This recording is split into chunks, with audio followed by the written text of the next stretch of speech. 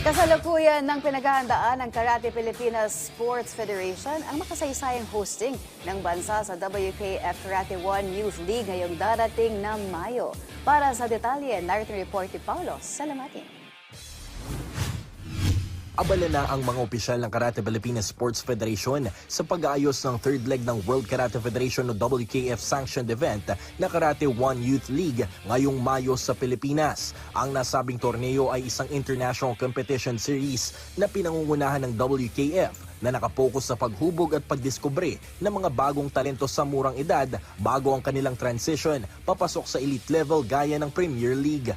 Base sa calendar of events ng WKF, may 6 na leg ngayong taon ng Karate 1 Youth League kung saan ngayong araw nakatakdang simulan ang unang leg sa Fujairah, UAE, susunod ang Zimbabwe sa Marso, ikatlong leg sa Pilipinas sa May 14 hanggang 17, Croatia sa Hulyo, Guadalajara, Mexico sa Setyembre at Italy sa buwan ng Disyembre.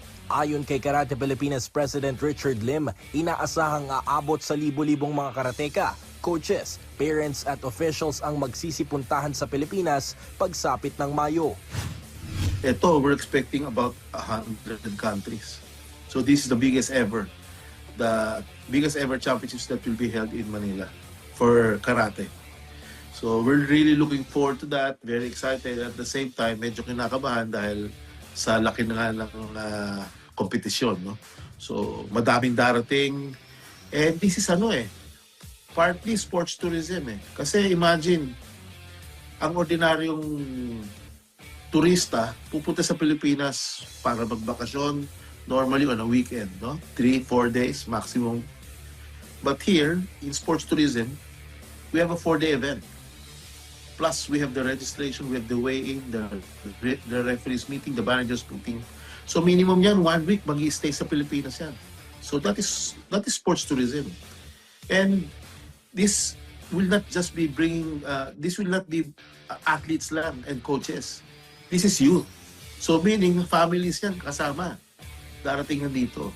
So siguro we're expecting around if ever mga 5,000 yan.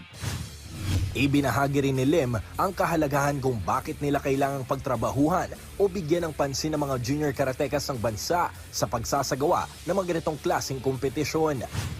Itong youth league kasi, ito ang pinaka-stepping stone ng mga juniors tsaka cadets. Dito sila nagkakaroon ng ranking para makasali sila para to prepare them pagdating nila sa seniors category. So, doon natin kinukuha yung mga SEA Games athlete natin, Asian Games, World Championships, Premier Leagues, yan. Diyan lahat galing yan. So, this is very important. It's a World Championships for the under 17. Samantala, patuloy din ang pag-ensayo ng mga national karatekas, partikular na mga juniors bilang paghahanda sa magaganap na Karate Pilipinas National Championships ngayong Marso na magsisilbing selection process din bago ang Karate 1 Youth League sa Mayo. Paulo Salamatin para sa Atletang Pilipino para sa Bagong Pilipinas.